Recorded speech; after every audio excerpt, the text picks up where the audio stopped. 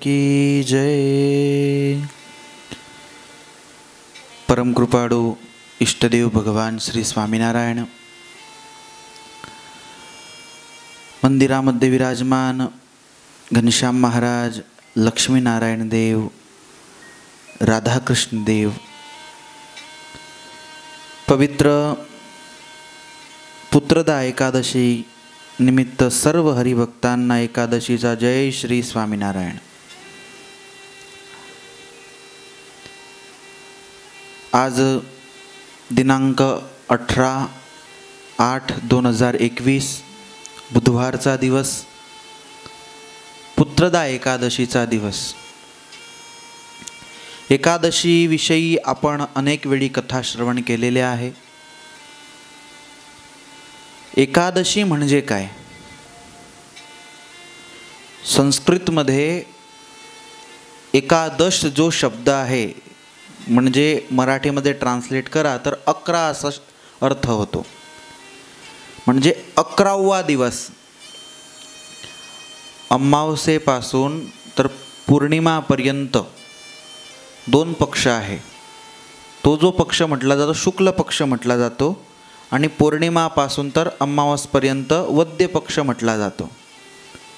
महिन्याच्या 2 एकादशी, या दोघं पक्षांमध्ये 11वा जो दिवस आहे तो आहे एकादशीचा पवित्र दिवस, ज्याला शास्त्रांमध्ये हरिवासर असं म्हटलेलं आहे। म्हणजे भगवंताचा दिवस, ते एकादशीचा दिवस। त्यामध्ये पण आज जी एकादशी आहे पुत्रदा एकादशी, वर्षातून 2 एकादशी पुत्रदा एकादशी असते। एक पौष महिन्यामध्ये येते पुत्रदा एकादशी, आणि श्रावण शुक्ल एकादशी, त्या एकादशीचे नाव पण पुत्रदा एकादशी आहे। जो कोणी भक्त या पुत्रदा एकादशीचे व्रत करतो, ज्याला संतान प्राप्ती होत नसेल, या एकादशीच्या व्रत केल्याने त्या घरामध्ये संतान प्राप्ती होत असते। मुलांच्या उज्ज्वल भविष्यासाठी पण हरिभक्तांनी ह्या अवश्य एकादशीचा व्रत उपवास करावा। या एकादशीच्या व्रताने तुमचे जे मुलं आहे त्यांचं उज्ज्वल भविष्य घडत असतं, असा एकादशीचा महिमा आहे। ही एकादशी केव्हा चालू होते आणि केव्हा पूर्ण होते, तर थोडक्यात त्याचा समय तुम्हाला सांगतो की आज सकाळी 3:20 ही एकादशी प्रारंभ झाली, आणि 19 तारखेच्या म्हणजे रात्रीच्या 19 तारखेच्या 1:05 ही एकादशी पूर्ण होणार आहे। ह्या दिवशी खास करून भगवान श्रीकृष्णांचं बालस्वरूप, त्यांच्या पूजनाचा महिमा आहे। पिवळ्या वस्त्रावरती भगवंताला ठेवून आणि त्यांच्या पूजनाचा खूप महिमा सांगितण्यात आला आहे। आणि शुद्ध तुपाचा दिवा भगवंताच्या समोर ह्या एकादशीच्या दिवशी लावण्यास खूप त्याचे महत्त्व आहे। व्रतकथा या एकादशीची पण खूप सुंदर आहे। युधिष्ठिर महाराजांनी भगवान श्रीकृष्ण यांना या एकादशीची व्रतकथा विचारली होती। युधिष्ठिर महाराज म्हणतात, श्रावणस्य सिते पक्षे किम नामै एकादशी भवेत, कथयस्व प्रसादेन ममाग्रे मधुसूदन। हे मधुसूदन, भगवान श्रीकृष्ण, श्रावण महिन्यातील शुक्ल पक्षामध्ये जी एकादशी येते ती एकादशी कोणती आहे? त्या एकादशीचे महत्त्व जे काही असेल ते तुम्ही मला सांगा। आज ती एकादशी आहे। आपण एकादशी तर सर्व भक्त करतो, पण त्या एकादशीचे महत्त्व काय आहे, आपल्याला कोणतं फळ प्राप्त होणार आहे, ते आधी जाणून घेणं खूप गरजेचं आहे। तर पूर्णपणे आपल्याला त्या एकादशीचे फळ मिळते। भगवान श्रीकृष्ण म्हणतात की हे राजा युधिष्ठिर, ही एकादशी जो कोणी करतो त्याला वाजपेय यज्ञाचे फळ मिळते। वाजपेय नावाचा जो यज्ञ आहे, तर यज्ञ केल्याने जे फळ प्राप्त होतात ते ही पुत्रदा एकादशी केल्याने त्या भक्ताला ते फळ मिळत असतं। आणि ही एकादशी जो कोणी करतो त्याच्या जीवनातील सर्व पाप ते नष्ट होऊन जात असतात। त्यामागे भगवान श्रीकृष्ण यांनी एक सुंदर कथा सांगितली आहे। भगवान म्हणतात की द्वापर युगामध्ये माहेशमती नावाची नगरी होती। त्या नगरीमध्ये महिजित नावाचा एक राजा राहत होता। खूप धार्मिक होता, दानवीर होता। राजामध्ये जे सर्व गुण असायला पाहिजे ते सर्व गुण त्या राजामध्ये होते। पण एक दुःख असं होतं की मागे राज्य सांभाळणारा, त्यांचा वंश पुढे चालवणारा कोणी नव्हता। हमेशा ते दुःख राहायचं। राजाने अनेक लग्न केले तरी पण पुत्र प्राप्ती झाली नाही। खूप दुःखी झाले। वयाचे 60-70वे वर्ष चालू आहे। मनामध्ये एकच दुःख आहे, मी प्रजाचे पुत्रसारखे पालन केले, मी ह्या जन्मामध्ये कोणतेच पाप केले नाही तरी पण मला भगवंतांनी पुत्र धन दिले नाही, बाकीचं सर्व काही मिळालं, असे माझे कोणते पाप आहे। एके दिवशी नगरामध्ये जेवढे पण ब्राह्मण होते त्या सर्व ब्राह्मणांना एकत्रित केले आणि त्या सर्व ब्राह्मणांना सभामध्ये विचारलं की मी जीवनामध्ये कधी पण कोणाकडून अन्यायाचे धन घेतले नाही। देवता ब्राह्मण यांना हमेशा मी प्रसन्न केलेले आहे, कधी त्यांना कुराजी केले नाही। मी ह्या जन्मामध्ये एक पण पाप केले नाही आणि कोणाला आजपर्यंत लहान मोठा त्रास पण दिला नाही, कोणाचं मन दुखवलं नाही। संपूर्ण राज्याचं पुत्रसारखं मी पालन करतो। एवढं सर्व करून सुद्धा पण मला भगवंतांनी पुत्र का दिला नाही, मला हे दुःख का दिलं? तुम्ही माझ्या नगराचे ब्राह्मण आहात, मला सांगा। सर्व ब्राह्मण पण चिंतित झाले। राजा बिचारा खूप दुःखी आहे, आपण काहीतरी उपाय करावा। आणि सर्व ब्राह्मणांनी विचार केला की आपण राजाचं दुःख टाळायला पाहिजे आणि सर्व नगरातील ब्राह्मण एकत्र होऊन वनामध्ये तप करण्यासाठी आले।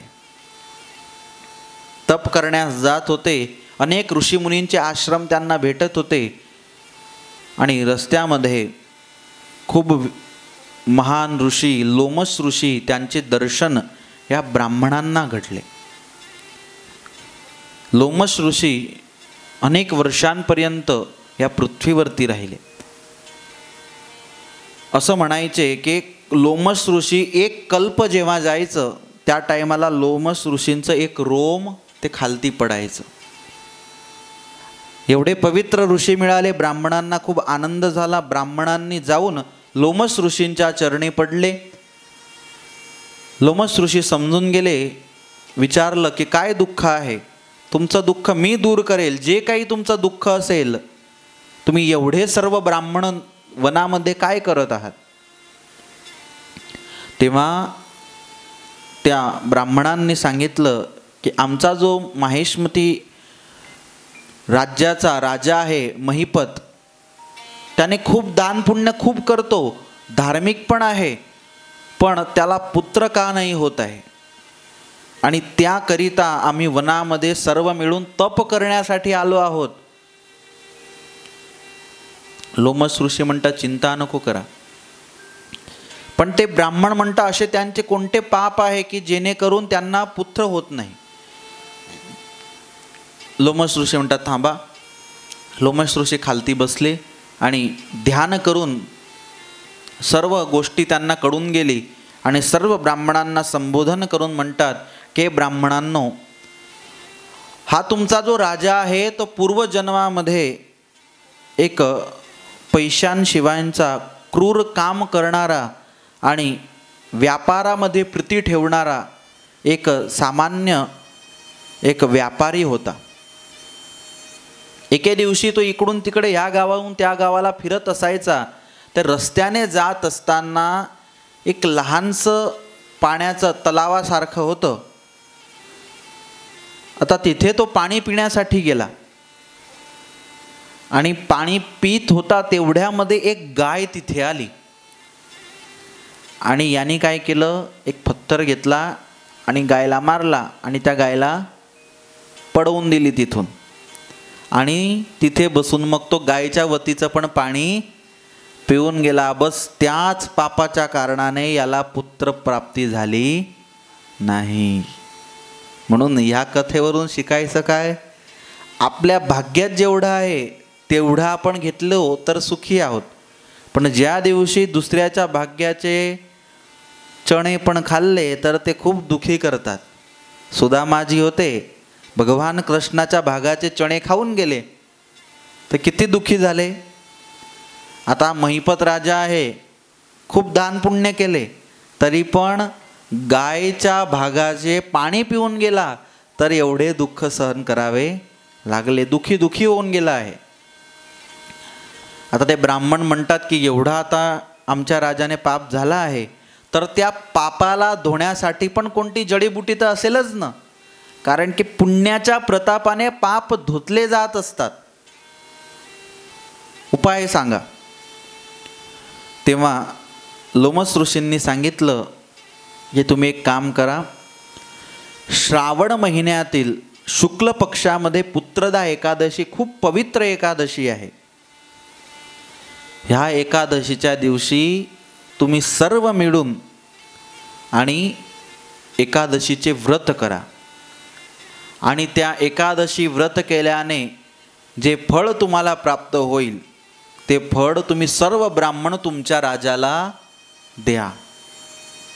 सर्व ब्राह्मणांना खूप आनंद झाला, सर्व राज्यामध्ये परत फिरले आणि सर्वांनी श्रावण शुक्ल एकादशीचे व्रत केले. जी पुत्रदा एकादशी आहे त्या एकादशीचे व्रत करून आणि ती जे फळ होतं ब्राह्मणांनी सर्व फळ राजाला अर्पण केलं आणि काही दिवसानंतर राजांच्या घरी पुत्रप्राप्ती झाली, राजकुमार जन्माला आला. खूप सुंदर होता, कारण एकादशीच्या प्रतापाने तो बाळ जन्माला आला होता. राजाला पण खूप आनंद झाला.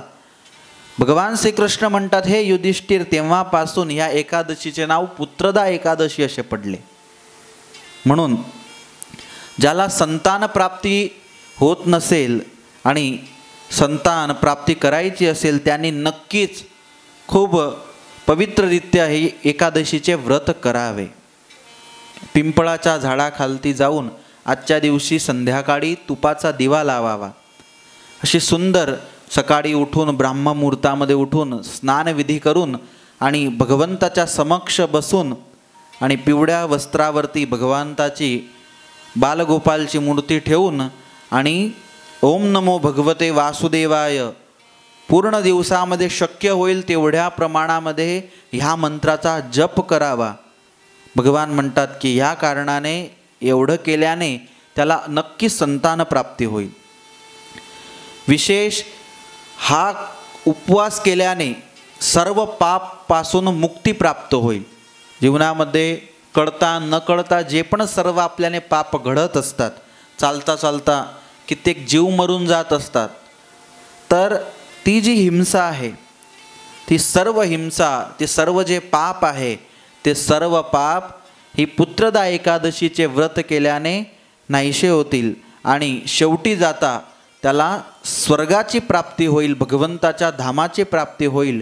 म्हणून सर्व हरिभक्तांनी नक्की ही एकादशीचे व्रत करावे, जेणेकरून भगवान आपल्यावरती प्रसन्न होतील. दुसरे कोणते व्रत केल्याने भगवान प्रसन्न होतील नाही होतील, पण एकादशीचे व्रत केल्याने भगवान, कारण हरिवासर नाव आहे याचं, भगवान नक्कीच या व्रताने प्रसन्न होतील. म्हणून सर्व हरिभक्तांनी आजच्या दिवशी खूप प्रेमाने भक्तिभावपूर्ण ह्या व्रताचे पालन करावे. सहजानंद स्वामी महाराज की जय. जय श्री स्वामीनारायण.